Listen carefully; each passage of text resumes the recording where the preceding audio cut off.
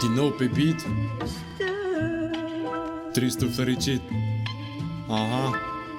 E o nouă zi, o nouă dimineață. Mă ridic în grabă din pas, mă dau cu apă pe față, cu treburi peste treburi în cap, creierul vrea la suprafață. Când mă gândesc cum naiba să fac, să le fac la toate față. Și-mi pierd cheful de viață, că văd că în fiecare zi pe mai nemic și necesar se duc hârtii peste hârtii. Că de dus se duc ușor și de venit vin greu, știi. Să tragi pentru ei fizic, muncii nu te poți obișnui.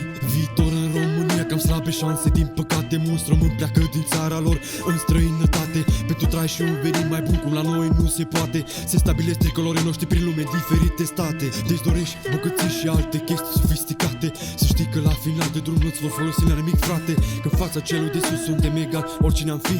Cu bani și mândrie nu ne vom putea mântui. Am ajuns în perioada asta e reală de timp în care, dacă strigi după ajutor și n-ai bani, ești tratat cu ignorare.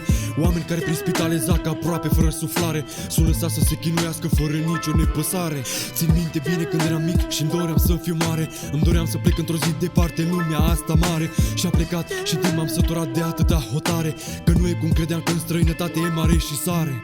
Omul până nu greșește niciodată nu se învață, că nu e totul ce pare a fi să fie, o știi și tu în viață.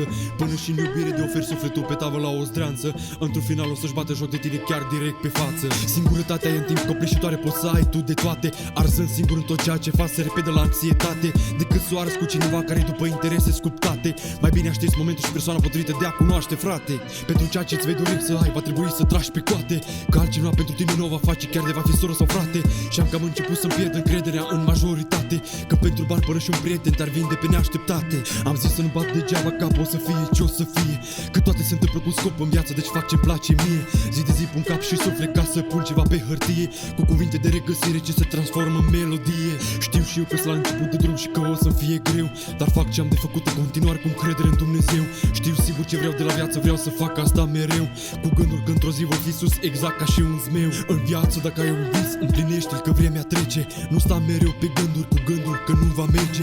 Fără interese, fără plăcere, cu nimic te vei alege. Dacă nu dai la pedală, nici bicicleta nu va merge. Alegeți propria ta cale și fă exact ceea ce-ți place, cu muncă simplă orice face prea multe nu vei face. De tu nu o vei face, altcineva pentru tine nu o va face. Să nu crezi că dacă cineva te râde frumos în față, deja te și place.